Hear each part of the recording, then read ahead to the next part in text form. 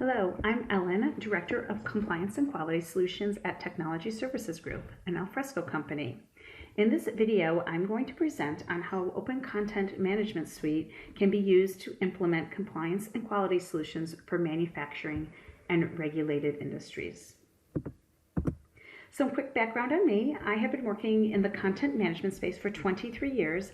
I typically use these years of experience to assist with sales, strategy, and program delivery. As was recently announced, Alfresco purchased TSG to assist in providing solutions and targeted industry experience to their clients.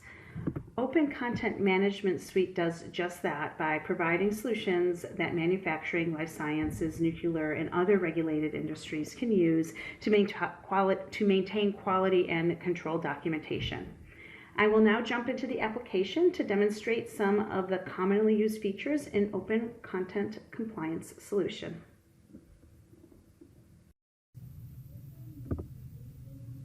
Here we are logged into OpenContent Management Suite. On the application dashboard, we have a number of dashboards that can be configured to display relevant information.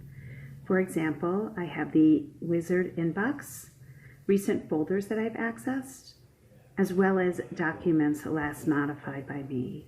These give me easy access to click on a document that I might regularly work with. But now I'm going to head over to search. In the search area, users can execute saved searches based on full text index information, or property-based searches. I will now execute a public search displaying all the effective TSG documents. On the left, my search properties are populated, and on my right, my search results are displayed. From the search results, I can right-click and choose to add or remove additional columns of information that might be helpful. I can also rearrange the columns of metadata in a format that best works for me. I can choose to sort the metadata below by clicking on the column headers. I will now choose to select individual documents or the whole list of documents, and I can perform bulk actions. The one I will select is to export the search results to Excel. When I do so, an Excel file is downloaded, and I will launch it here, and you can see all the metadata and a few other columns are listed here in this Excel file for me to perform ad hoc reporting on. I will now choose an individual file to work with. From here, I'm taken to our stage view. Up top are a list of actions. Actions only display if I have the ability or the permissions to perform them. And on the left, I have related object information.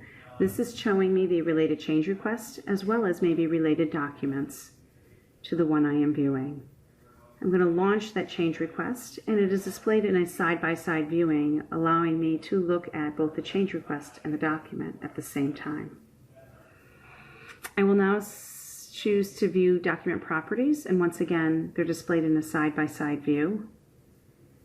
And now I'm going to switch to view the document versions. I can switch and view historical versions or a superseded version. And now let me switch to the most recent draft version.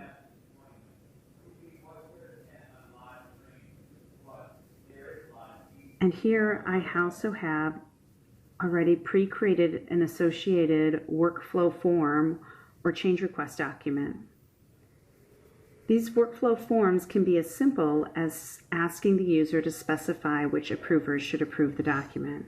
However, some clients need more full-featured functionality where we're requesting additional information from the user.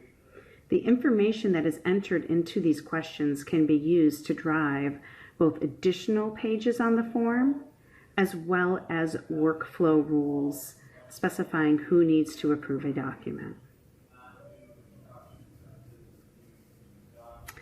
We will cancel out of here, and we will choose to kick off this document's workflow. We will choose an approval workflow.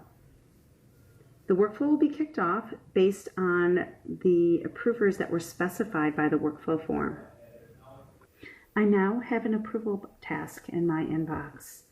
I was notified of this approval task both via email and a Slack or a Microsoft Teams notification. I can click on that notification from within Slack, and I will be taken to the workflow that I was sent to process. From here, I can see the form.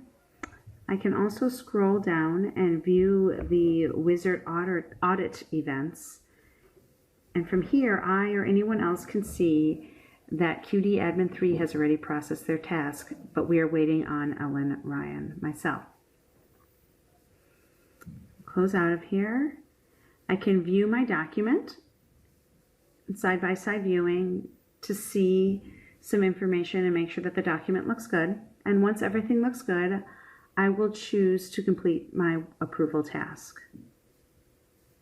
I will select approve, and this is for our life sciences clients, this is a 21 CFR Part 11 compliance signature where I am prompted to re-enter my username and password.